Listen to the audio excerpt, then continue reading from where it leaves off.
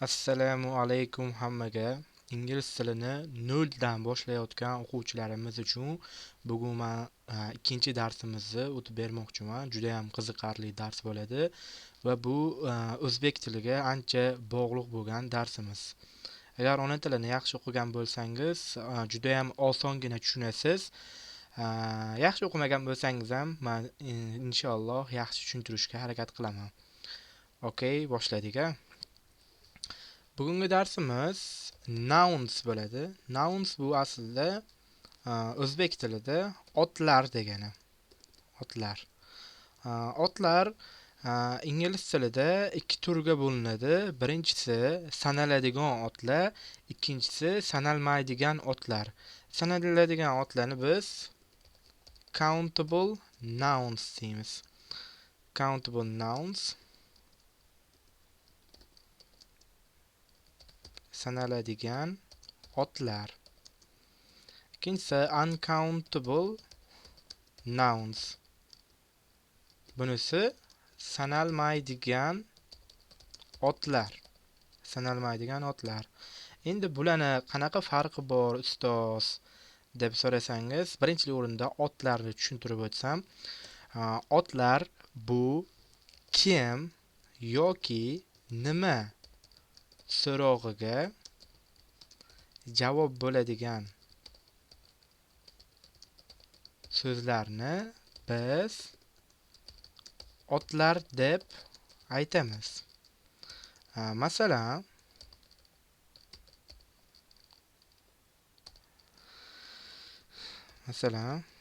biz aytishimiz mumkin odamlar, kimlar, odamlar, kimlar degan so'roqqa javob bo'lyapti. Ya'ni nima? Narsalar uchun aytishimiz mumkin. Masalan,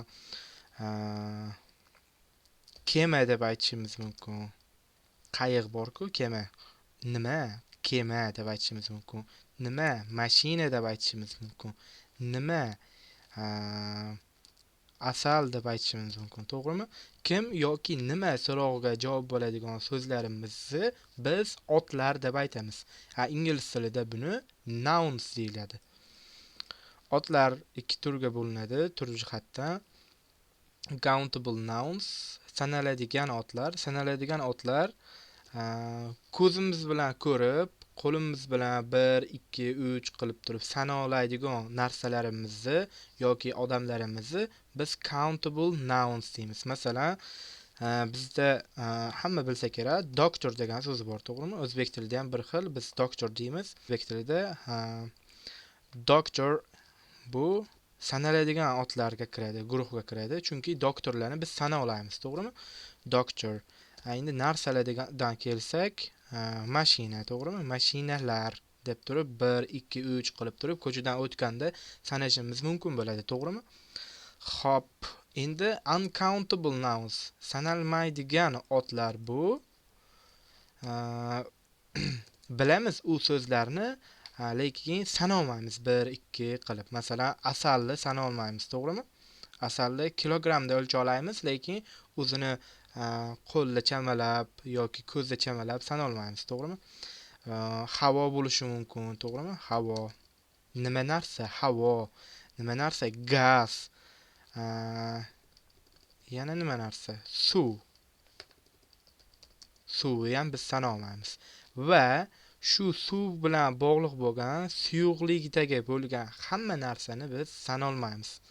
Boshqa narsa, masalan, sharbat desa, sharbatni ham biz sanolmaymiz. Suyuqlikda bo'lgan hamma narsani sanolmaymiz. Okay? Tushundingizmi? Xo'p. Endi bugungi asosiy mavzuyimiz a va n artiklini o'tamiz. Birinchi asosiy mavzuyimiz otlarni tushunib olish kerak edi. Xo'p, an artikli bu tarjimada bir dona degan ma'noni bildiradi. Bir dona ma'noni bildiradi, lekin a artikli bu boshqa so'zlarga, n artikli bu boshqa so'zlarga ishlaydi. Masalan, biz bitta gul deyishimiz uchun bilsani bir donani biz one deymiz. one flower deb o'tirmaymizda, biz a flower deymiz. A flower. Chunki qisqartirilgan narsa bo'ladi. Lekin tarjimada to'g'ridan to'g'ri bir dona gul deb turib tarjima qilmaymiz. Shunchaki gul deymiz. Gul deganni o'zi hammani o'zi xayoliga kelsa kerak, bir dona deb tushunadi. Okay? Gullar deyilsa ko'pgina tushunadi, to'g'rimi? Hozir biz birliklarni o'tyapmiz. Sanaladigan otlarimizni birlikdagilarni o'rganyapmiz, okay? A flower. Biz an artiklini, bu an bu bir dona degani, an artiklini so'zi boshlanayotganda unli harf bilan boshlanadigan barcha so'zlar uchun qo'yamiz. Masalan, an idea bo'lishi mumkin. An idea. Bir dona fikr. Idea. Biz ideya deymiz. An image. Ko'plaringlar bilsani kerak. Image deb o'qiymiz o'zbek tilida, lekin ingliz tilida image deb aytiladi. An image. Bir dona rasm. Endi bilsani, har doim qoidadan tashqarida qoidani buzib yuradigan odamlar bo'ladi. O'sha ingliz tilida ham qoidani buzib yuradigan so'zlarimiz bor. Shu so'zlarni hozir sizlarga ko'rsataman. Masalan, an hour. Aytishinglar mumkin, mana H harfi, H harfi bu undosh-ku ustoz, nima uchun biz an qo'yapmiz bu so'z uchun deb so'rashingiz mumkin. Chunki qo'yishimiz sababi mana H harfini biz so'zni aytayotganimizda talaffuz qilmaymiz. Hour deb talaffuz qilamiz xolos. Mana hour. Okay? Shuning uchun an qo'yamiz. O bizda unli harf bo'lgani uchun biz an artiklini qo'yapmiz. Hour so'zi o'zi bir soat degani. Bir soat. Okay?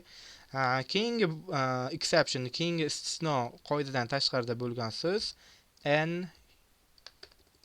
a university. Birinchi o'rinda sizlar uchun unli harflarni tushuntirib o'tishim kerak. Unli harfimiz xuddi o'zbek tilidagidek a, i, e, o, u harflari unli harflar. Unli harflar. Okay? Endi a university'ni sababi biz mana u ingliz tilida bu harfi u deb aytamiz. U harfini ye qilib aytganimiz uchun a qilib turib qo'yamiz. Xullas, qisqasini aytsam, tovushlarimiz undosh tovushda bo'lsa, so'zni boshlayotgan undosh tovushda bo'lsa, biz a artiklini qo'yamiz. Bir dona deb aytishimiz uchun. An bo'lsa, an unli harf bilan boshlanayotgan. Masalan, mana bu an apple deymiz. To'g'rimi? Bitta olma bo'lyapti. An idea. I uchun. An hop.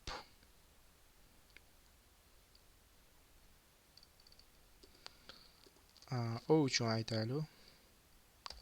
Ostrich. Ostrich degan tuya qush bor. Ostrich shu tarjimasi tuya qush degan, okay?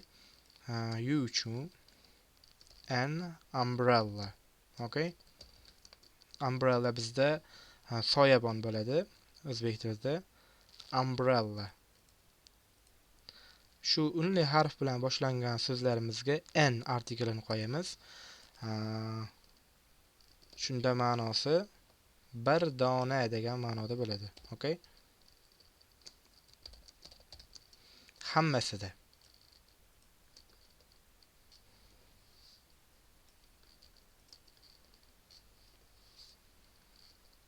Okay?